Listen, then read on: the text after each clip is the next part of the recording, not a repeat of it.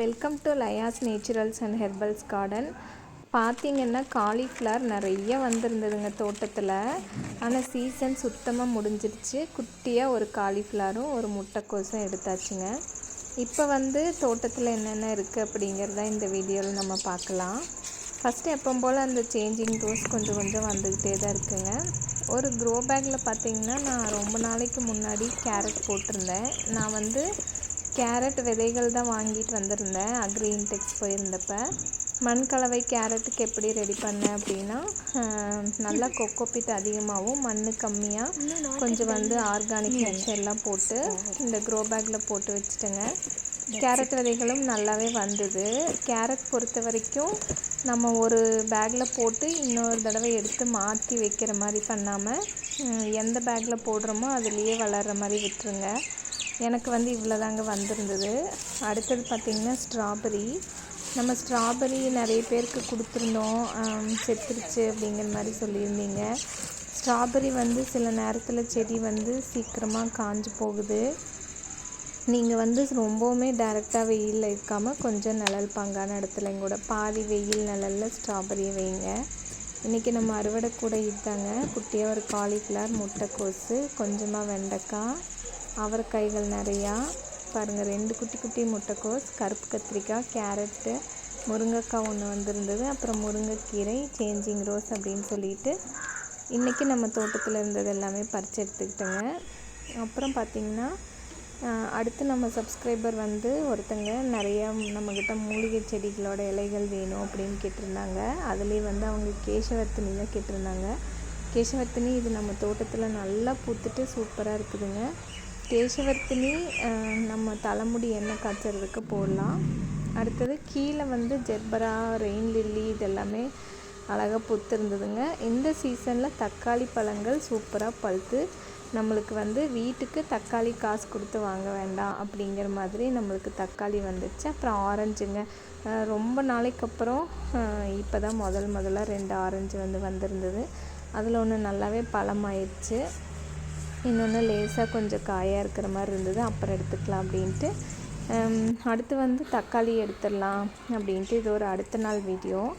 மெயினாக இன்றைக்கி தக்காளி பழங்கள் தான் எடுக்கலாம் அப்படின்ட்டு வந்தேன். உங்களுக்கு தக்காளி பழங்கள் பறிக்கவே காமிக்கலாம் அப்படின்ட்டு பாருங்கள். எவ்வளோ குண்டு பழங்கள்.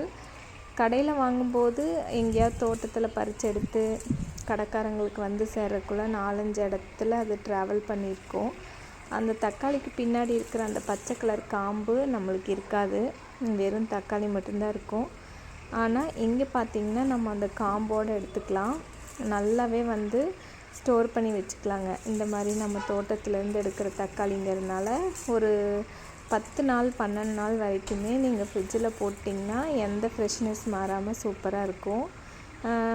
நம்ம தோட்ட தக்காளி பழத்தோட ஒரே ஒரு பியூட்டி என்ன அப்படின்னா, நீங்கள் நம்ம ஏதாவது இதில் தக்காளி சட்னி, தக்காளி கொஜ்ஜெல்லாம் பண்ணுறோம் அப்படின்னா இந்த தக்காளி லேசாக உப்பு சேர்த்த உடனே சீக்கிரம் மசிஞ்சு வந்துடுங்க. அதாவது நல்லா கிரேவி பதத்துக்கு போயிடும். கடையில் வாங்குகிற தக்காளி விட நம்மளாக வளர்த்துற தக்காளியில் இதாங்க ஒரு ஸ்பெஷல். ஏன்னா நானும் கடையிலேருந்து வாங்கிட்டு வர தக்காளியும் யூஸ் பண்ணியிருக்கேன்.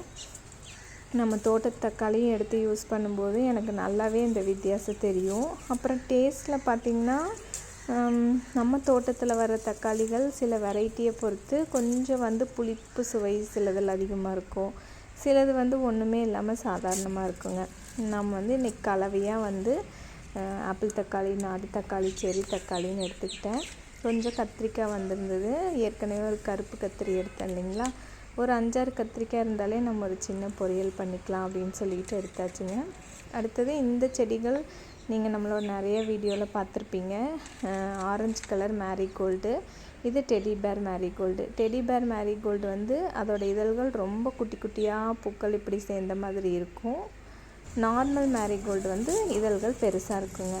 நான் சொன்ன மாதிரி கேசவர்த்தினி இன்றைக்கி எடுத்துக்கலாம் அப்படின்ட்டு பூவோடு இருக்கிற இதில் இலைகளை சேர்த்து எடுத்துக்கிட்டேன். பூவோடு சேர்த்து ஆயில் ரெடி பண்ணும்போது நம்மளுக்கு ஆயிலோட யூஸு ரொம்ப சூப்பராக இருக்கும். ஹேர் க்ரோத்தை சூப்பராக பூஸ்டப் பண்ணுங்கள். முடி நல்லா வளரணும், முடி கொட்டுறதை நிறுத்தணும் அப்படிங்கிறவங்க இதை ட்ரை பண்ணலாங்க.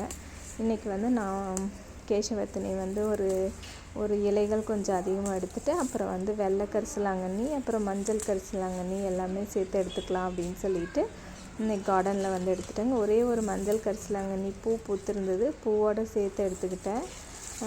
நம்ம தோட்டத்தில் இது நல்லா படர்ந்து வரும். நல்லா தண்ணி பாங்கான இடமா இருக்கணும், இல்லைன்னா உங்களுக்கு கரிசலாங்கண்ணி வந்து காஞ்சி போயிடும். பாருங்கள், நான் இன்றைக்கி இதெல்லாமே சேர்த்து எடுத்துட்டேன். அப்புறம் வந்து நம்ம இயற்கை மணமூட்டியே போட்டுக்குவோம். அதுக்கு மறிக்கொழுந்து தான் நான் வந்து ஆயிலில் போடுவேன், வேறு எதுவும் போட மாட்டேன். இது மறிக்கொழுந்து ரொம்ப சூப்பராக இருக்கும் மணம்.